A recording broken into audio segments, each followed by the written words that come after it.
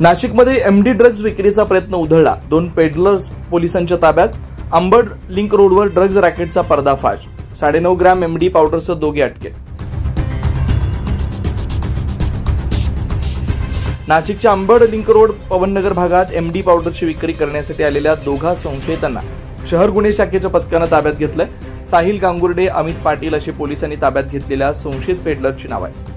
पोलिसांनी त्यांची कसून चौकशी केली असता तब्बल 9.5 gram MD drugs powder, mobile, रोख रक्कम असा एकूण 1,77,000 रुपयांचा मुद्देमाल पोलिसांनी हस्तगत केला। या प्रकरणी पोलिसांनी दोघांविरुद्ध अंबड पोलीस ठाण्यात अंमली पदार्थ विरोधी कायद्याअंतर्गत गुन्हा दाखल करण्यात आला। दोघेही संशयित पहिल्यांदाच कारवाईत सापडले असून त्यांनी एका युवकाला ड्रग्ज विक्री केल्याचं प्रथमदर्शनी पोलिसांच्या तपासात समोर आलंय। पुढील तपास अंबड पोलीस करतात। प्रतिनिधी वैभव घुगे, नाशिक।